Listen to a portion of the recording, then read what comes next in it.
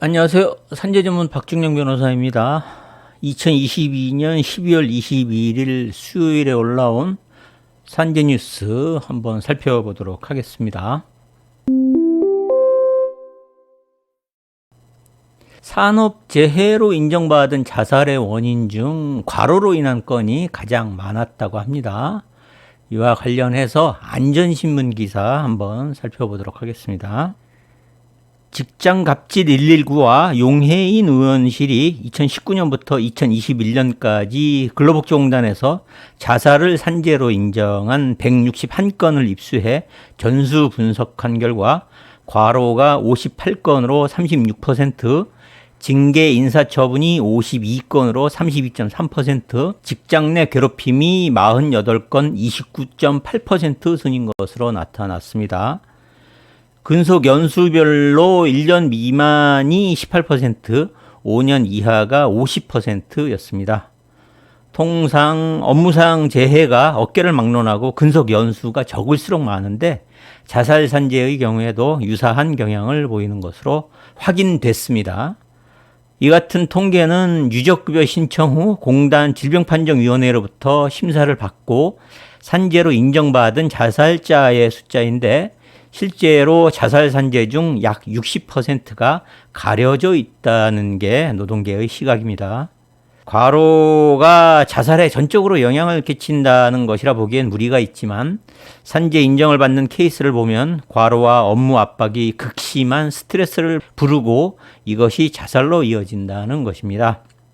또 그간의 관련 법원 판단을 보면 업무상 과로나 스트레스를 사망의 직접적인 원인으로 보진 않으면서도 인과관계가 있다고 판단하는 경우가 있는 것을 보면 무시할 수 없는 요인이라고 할 것입니다.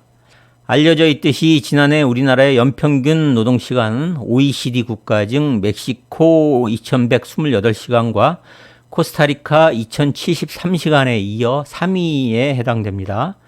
매년 1915시간을 일하고 있는 것입니다. OECD 평균은 1643시간이라고 합니다. 이 같은 현실에도 우리나라는 오래 일하는 것이 미덕이라는 그릇된 관념 때문에 과로로 인한 사고에 대한 통계와 대책이 미흡한 실정입니다.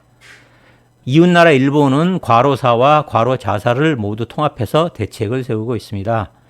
과로사 등 방지대책 추진법을 시행하고 있고 우리나라의 노동부에 해당하는 후생노동성이 과로사 특별대책실을 만들어 주 60시간 이상 노동자 비율 5% 미만 등 각종 대책을 추진하고 있는 것으로 알려졌습니다. 지금까지 최근 3년간 극단 선택, 산재 원인 최다는 과로라는 제목의 안전신문 기사 살펴봤습니다. 업무상 스트레스로 인한 자살의 경우에 자살의 원인이 되는 업무상 스트레스의 근본적인 원인은 결국 과로, 다시 말씀드려서 과도한 근무 시간이라고 할 건데요. 사람은 로봇가 아니기 때문에 일정 시간을 쉬어야 하겠죠. 따라서 과로를 하게 되면 심혈관 질환이나 뇌혈관 질환의 위험도 역시 증가하게 됩니다. 그래서 일주 평균 60시간을 넘게 근무하면 아주 특별한 경우가 아니라면 과로에 의한 업무상 재해를 인정을 하게 됩니다. 그런데 이러한 과로가 자살에도 원인이 된다는 뉴스였습니다. 그만큼 과로가 무서운 건데요. 최근 정부에서는 일주 52시간의 근무 한도를 일주 69시간까지도 가능하도록 늘리는 개편안을 내놓고 있는 실정입니다. 이 점에 대해서는 우려가 큰 게 사실인데요. 더 이상 언급은 하지 않도록 하겠습니다.